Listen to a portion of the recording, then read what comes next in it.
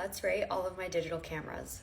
Digital cameras have been all of the craze, and I feel like I really have some good advice to give on this topic. I thought it would be super fun and insightful to do a comparison on the cameras that I have.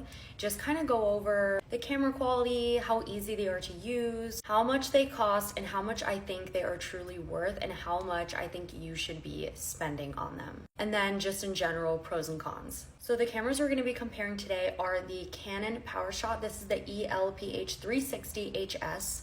I have my Canon EOS M50, and I actually have a disposable film camera. This is the Pentax zoom lens. And don't think we're not going to be comparing these to the Canon G7X, because I have several friends with this camera and I have the pictures for comparison, and we're just going to go over like how all of these stack up to each other.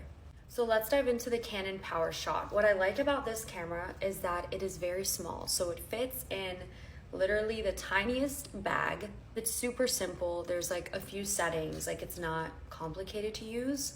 I'm gonna put a few photos on the screen so you can see kind of what the quality is like. This is a pic I got at my best friend's birthday the other night. We actually took a picture on my camera, and we also were using our friend's Canon G7X.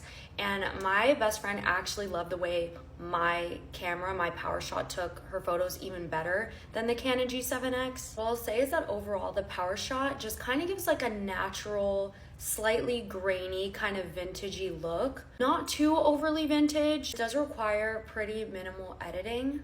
It works best, I would say, with flash on auto. So you can actually go into the settings and program and set the flash is on at all times, which is what I would recommend. This is a picture of it just in regular daylight. It was kind of like a mirror pic. I'm gonna be honest, I like the PowerShot. I don't love it. I'm not obsessed with this camera. I think that there are better ones out there that just give a more HD, crisp, brighter quality. I paid $450 for this camera, and if I'm being honest, if I could go back, I would pay at max like $150 to $200 for this camera. I just don't think it's worth that much money. It's just a super simple camera, and I really think you could probably find it on OfferUp for much cheaper.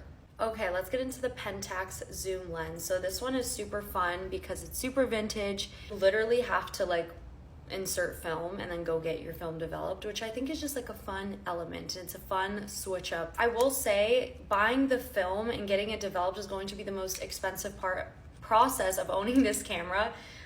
This camera is super easy to use, and I got it for about $50, I think, on eBay.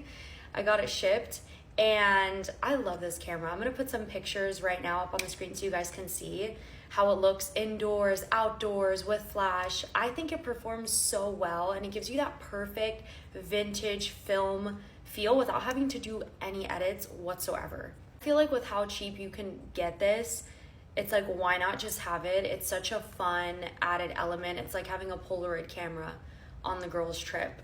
So even though this is not a digital camera, you can still scan and upload these photos. I use my printer scanner, and I just have them uploaded to my phone. I believe you can also get the pictures on a disc when you go take it to the photo shop, the CVS or the Walgreens. But yeah, I have them uploaded to my phone, and I can literally post them just as if they were a digital camera photo. Okay, so now we're gonna go over my baby right here. This is the EOS M50, the Canon EOS M50. This one is definitely top tier camera. The only complaint I have about this camera is the size. Like, look at this lens. It is almost impossible for me to carry around in my teeny little shoulder bags. That is like the one downside. I will say though, you can disattach this lens and then put them like side by side in the bag and then just like reattach it. So that's something that you can do. Otherwise, I just kind of carry like a separate little bag with me whenever I want to carry this camera around. When I tell you the quality of this camera is so chef's kiss, it's so worth it. I don't care that it's big, I don't care that it's bulky.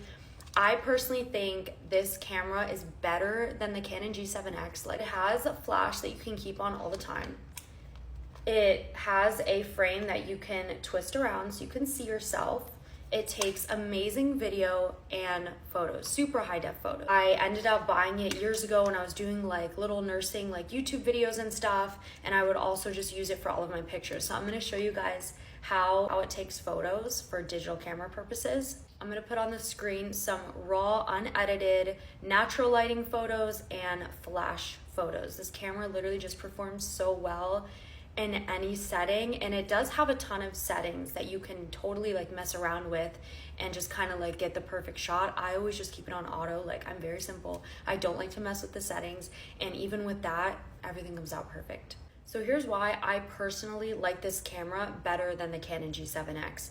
I would say the Canon G7X is smaller, so it's more convenient to carry around, but the camera quality on the EOS M50 is just so good. It's like, it gets one of those shots that you could zoom in and zoom in and zoom in, and everything is so crisp and clear, but it still gives that like overall softened look that we tend to like with these digital cameras. What I think people really love about the Canon G7X is that it gives you a very, very softened look. I feel like it almost softens you up too much. It almost looks like it was already edited for me. Some people might really, really like that, but I kind of like my raw, unedited photo that still is high quality, still is HD, still is crisp, still has a softened effect, but not too overly softened or edited. I feel like the EOS M50 doesn't overdo it, and it gives you just the perfect base to like work with and edit how you want. I've edited these photos to make them look more film, or sometimes I just want them to look like straight HD, modern, like the perfect flash shot. I think this bad boy goes for $700. I know I got mine for $700 years ago. I actually sold this because I wanted something smaller and immensely regretted it. And I ended up going on OfferUp and getting it for $300. It was used, but in perfect condition, which is like basically what I already had before. So for this camera and for the G7X, I would not pay more than $300. Like, for real. I would go on OfferUp. I would filter it to shipping only, so you don't have to meet up with anyone, and I would max pay $300, maybe $350 if you are super desperate and really, really want one, but I would not pay more than that. And there are so many sellers out there that are willing to sell both of those cameras, honestly, for even less. But yeah, I hope this video is helpful. I know that there are also a ton of other cameras that are just as great as these, so if you have any of these other cameras, leave a comment below to help out all of our fellow digital camera girlies and boys.